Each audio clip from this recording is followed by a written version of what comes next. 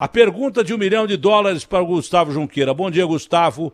É se vai haver falta ou se está havendo falta de algum alimento nesse momento, principalmente da cesta básica, para o paulista e o paulistano. Bom dia, Gustavo. Bom dia, Datena. Bom dia a todos. Obrigado pela oportunidade. Datena, só fazendo uma correção, acho que você trocou o que a gente usa contra o que a gente preserva. O Brasil preserva 66% de todo o seu território nacional em floresta. Então, certamente... não porque aí tem a Amazônia. Eu estou dizendo fora da Amazônia. Eu estou dizendo fora da Amazônia. A Amazônia é outra coisa. Tirando a Amazônia, nós preservamos 30% do nosso território. Tirando a Amazônia, porque a Amazônia é intocável, né? Até agora a gente não mexeu lá. Mas tirando a Amazônia, eu estou dizendo em terras agricultáveis, que são lá aquelas preservações que tem que ter por lei nas fazendas e tal. Eu estou dizendo isso. Exato. Entendeu? Não, perfeito. Não, e sem dúvida alguma, respondendo a sua pergunta, não vai faltar alimentos no Brasil. 100% do que a gente consome no Brasil, com pequenas exceções que não dão 1%, são produzidos no próprio Brasil. Portanto, nós estamos nessa crise mundial muito protegidos. Obviamente, Datena, que o agro tem se destacado, mas a gente não pode achar que é um céu de brigadeiro, porque não é.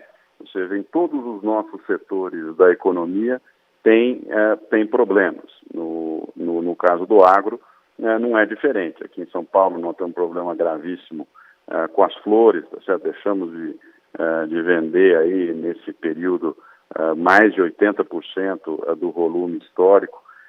O setor de frutas, legumes e verduras, que é um setor fundamentalmente apoiado pelos pequenos produtores que operam aí, marido, mulher, 2 filhos, poucos empregados, também foi afetado, não porque necessariamente o consumo tenha caído de frutas, legumes e verduras, mas porque os canais de distribuição foram afetados. Vários deles se especializaram em vender para bares, restaurantes, o que a gente chama de comida fora de casa.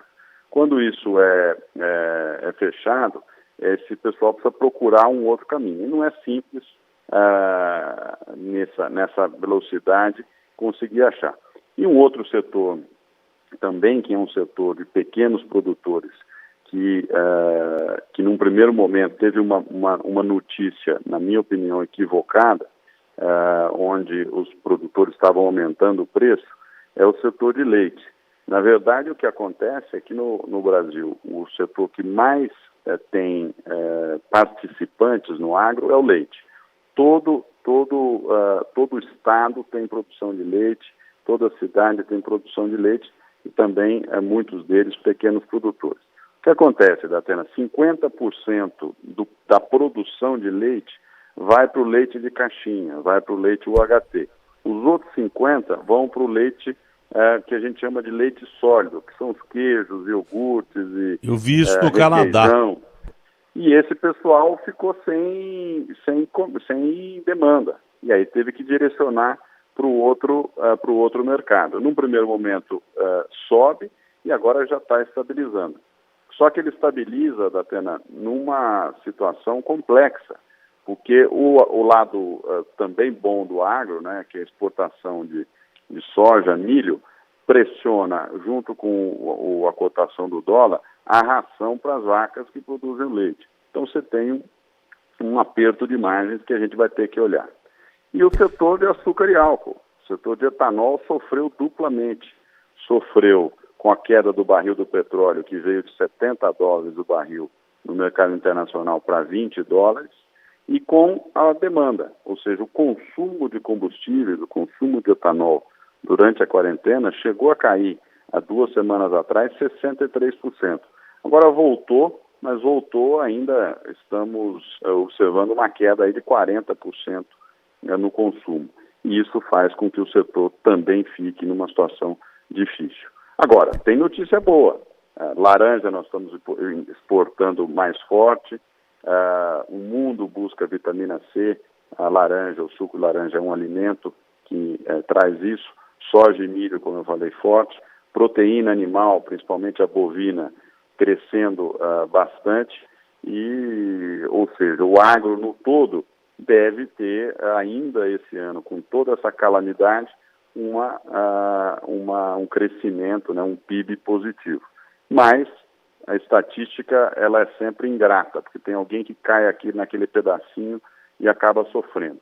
Mas desculpa me alongar, Atena, vamos responder outras perguntas aí. Desculpa. Não, mesmo porque tem um monte de ouvinte aqui que queria perguntar um monte de coisa para você, de uma forma coloquial, se o senhor pudesse responder. Mas eu vou te chamar de você, porque você é muito mais jovem do que eu. Você é 1 milhão de vezes mais jovem do que eu. Eu sou Já fui mais paleolítico. Jovem, viu, Atena? Eu sou paleolítico aqui perto de você. Mas aqui, os caras costumam meter o pau, jogar em cima do produtor o aumento do preço das coisas.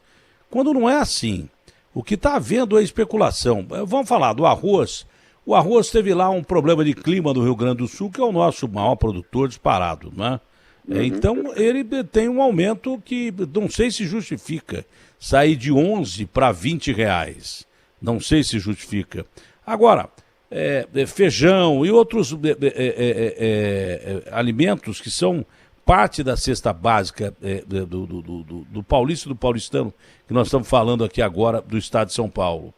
Tem justificado esses aumentos ou há oportunismo dessas redes que vendem esse alimento, tanto grandes, médias e pequenas, e a culpa acaba caindo em cima do produtor? Por exemplo, o leite, o que você falou ali, pelo que eu entendi, lá no Canadá eu vi sendo jogado caminhões e caminhões de leite fora, porque compraram muito leite longa-vida. No começo dessa pandemia, os caras foram lá e pegaram tudo quanto é estoque que tinha de leite longa-vida. Aquele leite que vem na caixinha e tal, e dura mais. Os caras esgotaram aquele leite lá, entendeu? Mas há uma especulação além do limite que a gente está observando no mercado. A gente está certo, está errado, justifica-se esse aumento todo de alguns produtos que são básicos para o cara não morrer de fome, secretário? Atena, acho que é difícil. Ao longo dos últimos anos, a gente tem percebido o agro sendo bastante divulgado e conhecido até mais pelas pessoas que vivem nas cidades. No entanto, foi passado para essas pessoas uma percepção de que o agro é um setor 100% homogêneo, o que não é verdade. Se existe um setor nacional, né, no Brasil que tem uma característica heterogênea, é o agro. Ele tem o pequeno produtor, o grande, o médio, áreas de serra, produções diferentes. Ou seja, não dá para eu responder a sua pergunta dizendo, não existe abuso em nenhum lugar e está tudo resolvido. Mas o que eu gostaria de trazer e ponderar junto com você é o seguinte: os canais de distribuição, eles têm uma dinâmica, e essa dinâmica é contratual. Eu vou distribuir o arroz, como você colocou, do Rio Grande do Sul, através dessas redes aqui de supermercados. O meu frete vai custar tanto, o meu motorista vai parar na estrada para almoçar nesse lugar, o preço do diesel. Quando a gente vê esse ataque nuclear chegando no país, e as cadeias todas tendo que se ajeitar, né, para usar uma palavra simples, os custos, eles sobem. Não quer dizer que eles serão permanentemente mais altos, mas num primeiro momento, para que a distribuição ocorra, para que a comida chegue na ponta do consumidor, e aqui vale lembrar, Atena, e parabenizar todas as redes de distribuição de alimentos no Brasil. Não faltou nenhum alimento. Os supermercados conseguiram repor suas prateleiras em tempo recorde. Os preços, houve alguns aumentos. Você respondeu bem quando você perguntou a questão do arroz. Nós estamos vivendo uma seca no Rio Grande do Sul enorme, histórica, e o arroz está sendo afetado. Quando você tem uma demanda de arroz muito mais rápido do que aquele produtor, aquele comerciante tinha se programado para financiar a compra, para fazer, descascar o arroz. As pessoas acham que o arroz nasce na prateleira do supermercado, o que não é verdade. Tem todo um processo para ele chegar ali no saquinho e a dona de casa e comprar. Então, isso tinha uma programação de dinheiro. Eu entendi. Programação de Eu entendi. Então, ele pode aumentar. Mas já que o governo está injetando tanta grana para ajudar o trabalhador, porque nós estamos vivendo realmente um período absurdamente de exceção, inesperado pela velocidade de transmissão do vírus, pela letalidade também, mas pela velocidade que uma coisa tem a ver com a outra. Os governos federal e estadual não poderiam subsidiar essa cadeia de entrega para os alimentos, para que o alimento não chegue tão caro na gôndola, porque não adianta nada ter feijão. Ontem eu vi uma mulher que tentou comprar feijão e não conseguiu.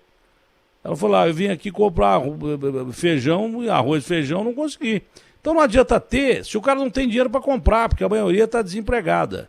Não existe como os governos, com uma intervenção, subsidiar essa rede de produção aí, para que o alimento não chegue tão caro na gôndola. Porque senão não adianta ter, porque o cara não vai conseguir comprar. Mais ou menos isso, não sei se você me entendeu.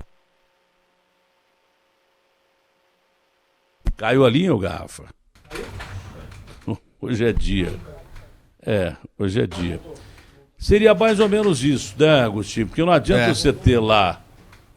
Então eu estava perguntando, secretário... gente, tem alguém dormindo aí hoje, porque não é possível, pô.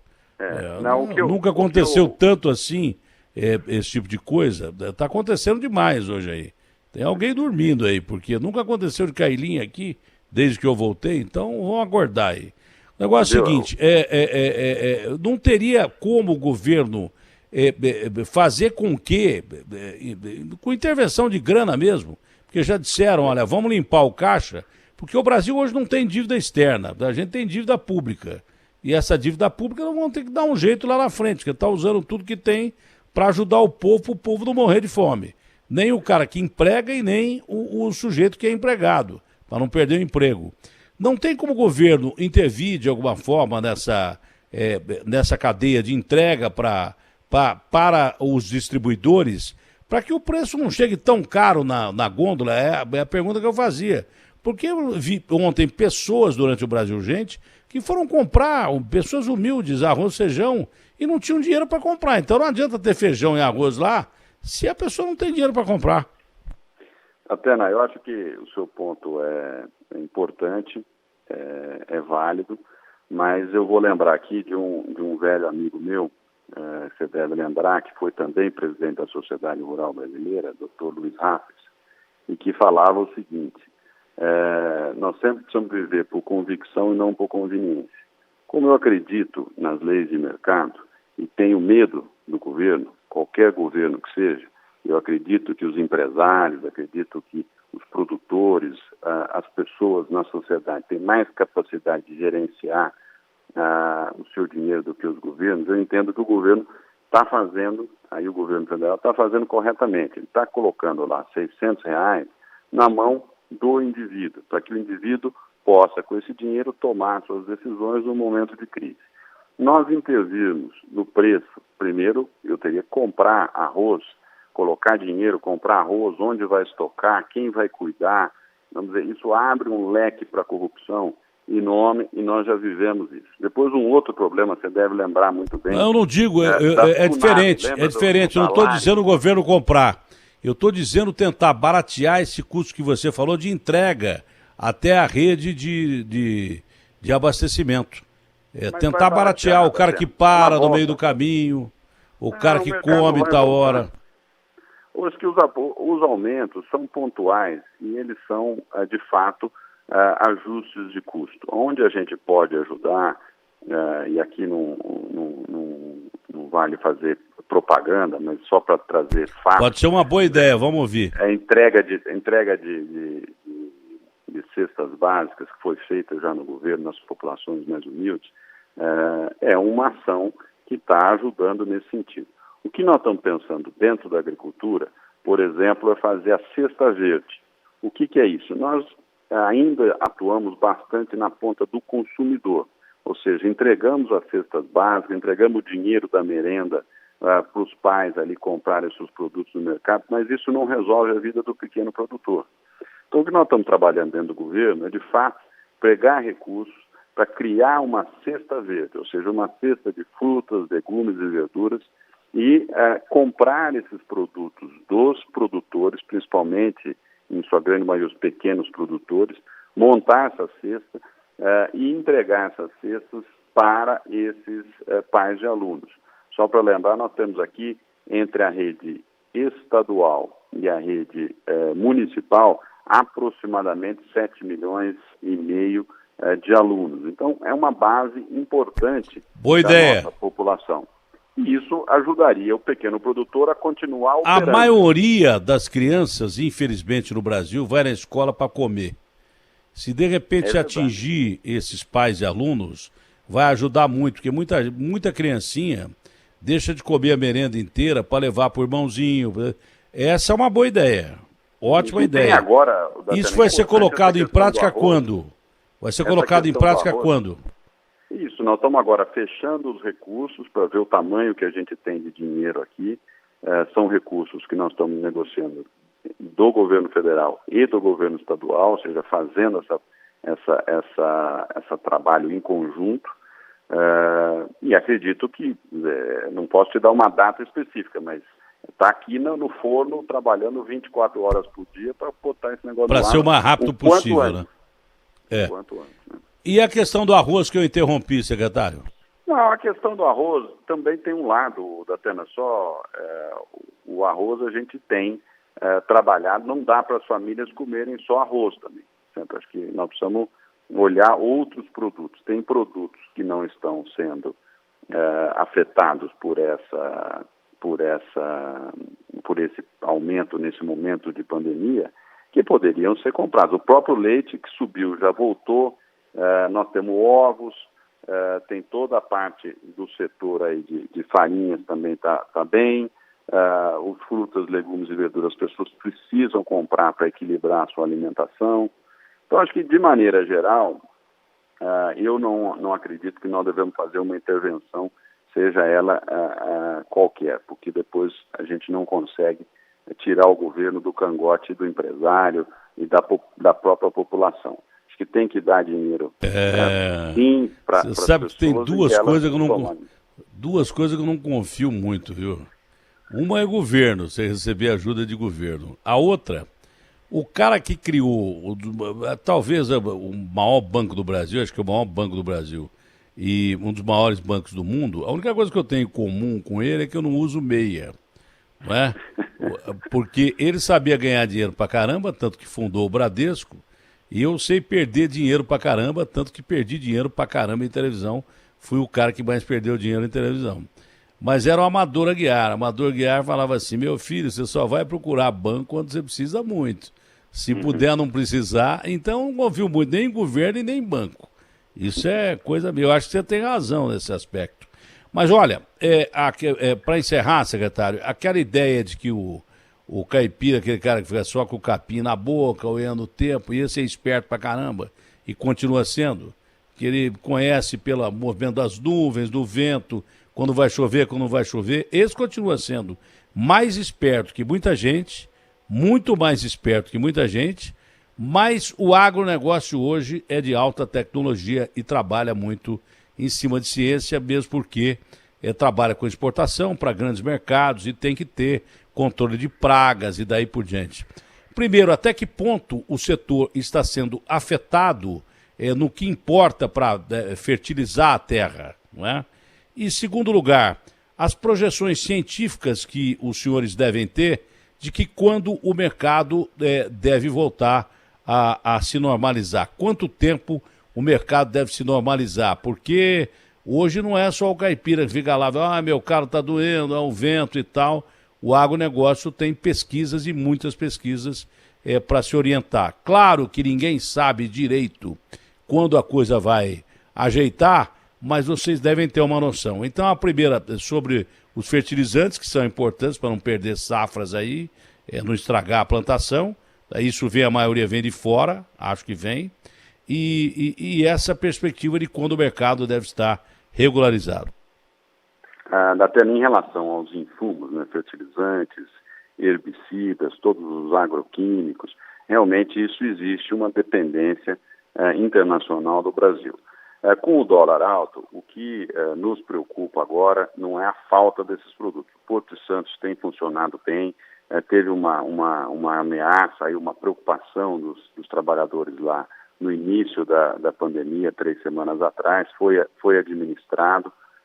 Agora, a preocupação é comprar agora os insumos a um nível de preço alto, porque o dólar está alto, e usar esse insumo para fazer o seu plantio do próximo ano, sem saber qual será o nível de preço, o nível de demanda de alimentos no próximo ano. Então, esse é o risco que o produtor está correndo nesse momento aqui de ineditismo.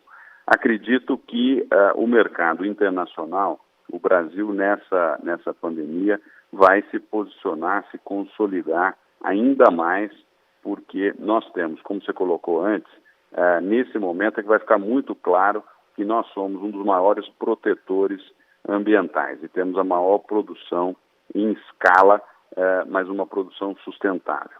E, portanto, nós temos o interesse do mundo todo para que esse negócio continue operando. Foi o posicionamento que eu passei para o governador João Dória no primeiro dia da crise, dizendo que o agro era essencial e que ele não podia parar e, portanto, as pessoas precisam continuar indo para fazer a colheita do café, que começa agora em maio, precisa ir para os frigoríficos, a safra de cana-de-açúcar vai ocorrer, ou seja, os protocolos estão sendo tomados. O que a gente precisa olhar agora, Datena, e acho que até na imprensa é importante esse debate, porque a gente não chegou nele ainda, é o seguinte: o que nós faremos no pós-crise? Certo? A crise ainda vai levar bastante tempo, ela pode ser até errática, certo? A gente dá uma suavizada aqui, ela volta, porque não tem vacina para esse vírus ainda. Mas nós precisamos pensar no nosso programa de retomada, ou seja, onde investiremos o dinheiro, onde é que vai ter o maior efeito de contratação de pessoas para trabalhar. Vão ser nas estradas, vão ser em tecnologia. Eu acho, por exemplo, que a conectividade no campo é algo que nós devemos olhar com lupa aqui, muito importante. Por quê? Porque no momento que nós voltarmos dessa crise, se nós tivermos todo o nosso campo conectado, nós estamos tendo essa experiência agora de várias reuniões remotas e tal. O campo não participa disso. Se nós conseguirmos fazer um grande investimento nacional de conectividade no campo, é como se nós estivéssemos fabricando agora, construindo agora uma fábrica, e a hora que acaba a pandemia, essa fábrica começa a cuspir produto. Então, essa tecnologia precisa ir para o campo, porque o campo já está tecnológico, ele precisa ser conectado. Então, esse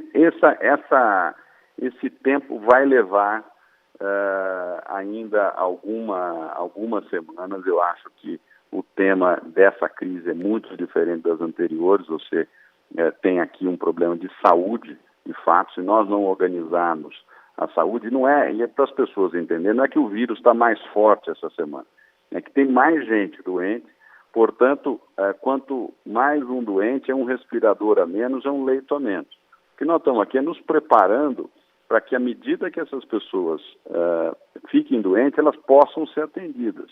A quarentena, ela só ser levantada por ser levantada, não muda em nada o risco que nós estamos correndo. Nós temos que olhar para frente. Nós vamos ter realmente um impacto financeiro complexo, difícil, mas temos que olhar lá na frente, e é isso que o grupo aqui internamente no governo, que é um grupo multidisciplinar, está olhando para ver onde é que a gente pode fazer. Eu tenho certeza que a indústria de alimentos, o agro, que é a indústria que mais emprega no Brasil, se você pegar desde a semente, passar pela produção de trator, todo o financiamento que é feito no campo, a transformação no pós-colheita, o que sai do campo e vira alimento, vira etanol, vira couro, todo essa é onde mais emprega, é onde a gente pode colocar o menor investimento e tirar o maior retorno. Então, eu tenho certeza que o agro continuará forte, continuará a ser um orgulho aí para todos os brasileiros e todos os paulistas, com certeza. Tá bom, secretário, foi um prazer falar com o senhor. Ótimo Prazer dia. foi meu, Datena.